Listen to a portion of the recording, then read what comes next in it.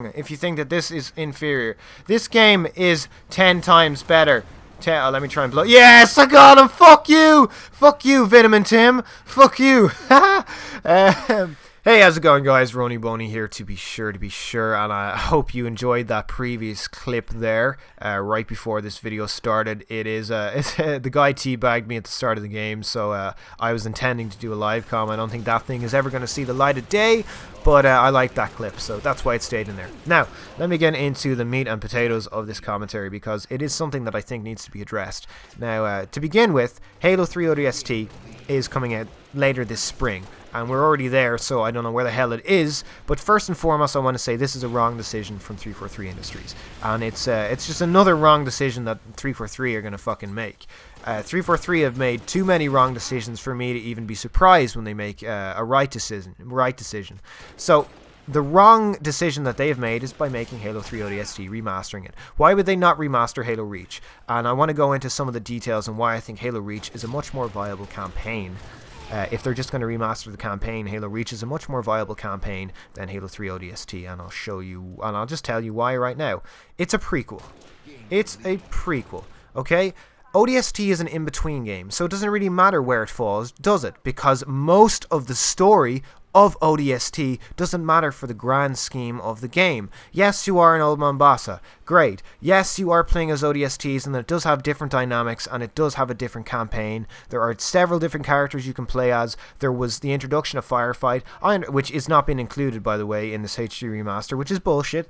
But I don't understand why they would choose Halo 3 ODST to remaster as an act of goodwill instead of Reach. In Reach, you had a prequel to the entire Halo series. At the very end of Reach, you even see the Pillar of Autumn taking off for its fateful voyage and its eventful voyage over to find Delta Halo.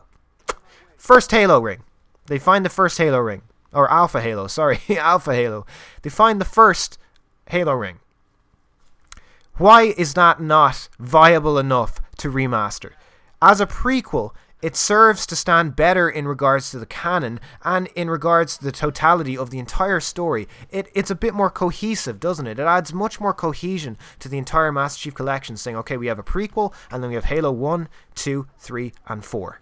So basically, in alphabetical order, how it went down. It went Reach, then it went Halo, then it went the next Halo ring and the Covenant Uprising, then it went to Halo 3, the Flood is coming down to Earth, you have to fight them all off. Halo 4, Chief has been floating in space after the events of Halo 3, and now he's discovered Requiem.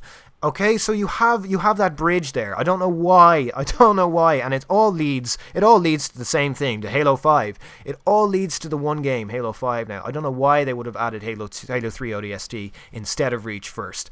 And I think, by saying first, I think that they are going to add Halo Reach into the Master Chief Collection. I think they are eventually going to add it in, and it's something that I want to see sooner rather than later, because for fuck's sake, like, look, you had an entire team of Spartans, you had a team of them in Halo Reach, so it made some of these engagements in the campaign, especially on Legendary, a little bit more exciting, because you're saying, okay, there's all these super soldiers around me that we've never really seen before, because Halo's really teased to it that there were more Spartans in the previous titles, and then with Reach, you're like smack bang in the middle of an entire planet going down. Loads of Spartan 3s. You have Spartan 2s as well with George there. It's a better campaign, guys, than Halo 3 ODST. It's a funner campaign. There's much more to it. There's even space battles in the game, just like in Halo 4.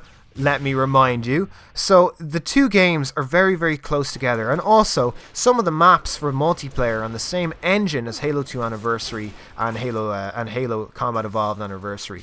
So it doesn't make any sense really to me that they didn't remaster this game. It just seems that Bungie might have, I don't know, something might be going on behind the scenes, but I want them to remaster this game because of those reasons. And let me just go a little bit more. Now here's where I'm going to lose a few of you guys, because I'm going to go into some of the lore surrounding these Spartan 3s, because I am a bit of a nerdo when it comes to this.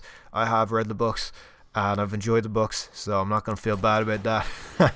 But yeah, In regards to the Spartan 3s were all taken, they were all orphans from colonies that had been glassed by the Covenant. So they didn't have the exact genetic requirements that were needed like the Spartan 2s. They weren't as stringently tested, but they produced massive amounts of class numbers. And they were trained also by Franklin Mendez, who trained the Spartan 2s. So they were put through as much rigorous training as the Spartan 2s were. They just didn't have the armor. They just didn't have the Mjolnir armor to make them fight effectively. So basically what the Spartan 3s were, they were just super soldiers that were in numbers. They were sent in on suicide missions that were even too dangerous for ODSTs.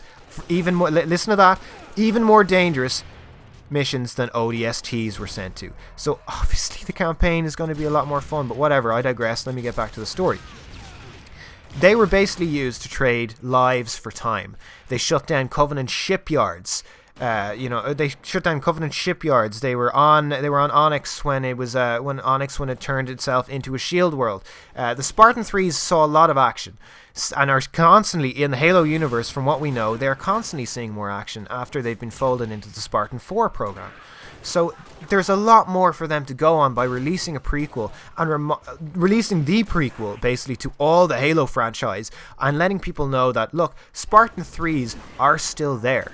Okay, Spartan 3s are still fighting, and they might appear again in Halo 5 in order to try and tease it, because Spartan 3s still have a lot to do with the story. Like, for God's sake, the Spartan 4 program, you know June in Halo Reach? The sniper who everyone says, where did June go? June was confirmed to be alive. He got Halsey off of Reach, and he is one of the main components of the Spartan 4 program. He's one of the founders of the program, one of the trainers of the program, showing new students, new Spartans, adult Spartans, consenting adults, how to be Spartans, because he has grown up as one since he was a child.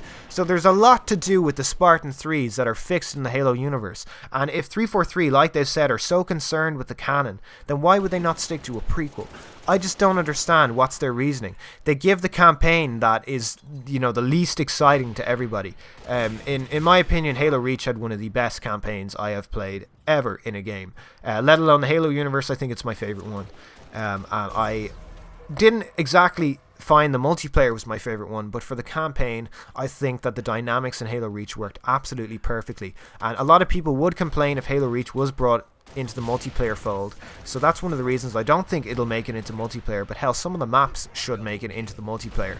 It should be remastered with the Master Chief Collection instead of giving us Relic, which is a boring map. Everybody knows it. When Relic was announced, oh yay, it's going to get the anniversary treatment. Are you guys happy? No, we would have been happy if we had gotten a functioning game on release in November, but look, we can't just keep harping on about that. We have to try and move forward and try and pretty much corner 343 into doing what we want them to do, because you guys have to know that Halo 5's beta must have significantly impacted Master Chief Collection's development and in making the game better and patching the game and making the multiplayer functional. It must have. It absolutely must have, because for the game to be ready in March when it released in November, it's piss poor. It's a piss poor attitude, and it's one of the reasons why I don't think anybody should pre-order Halo 5. Do not pre-order that goddamn game.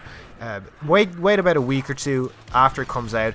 Don't listen to the pro players. This is one thing I keep saying. Do not listen to the pro players. If it looks like there's going to be money in it, they're going to say that the game is awesome, and they're just going to suck it up and learn it anyways. So I wouldn't trust the pro players, but trust people that have been highly critical of the game, of this game so far.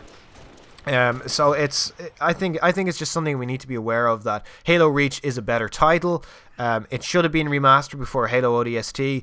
Don't thank 343 for giving us ODST when they should have given us both Halo Reach and ODST. I think they should have remastered both games, given it to us as a goodwill package. They should give it to everybody, actually, not just people that bought the game before December 19th, but that is for another commentary.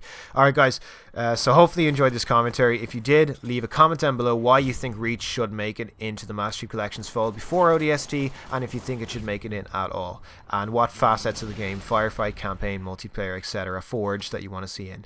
So that's gonna be it for me, guys. I appreciate you watching, and bye bye.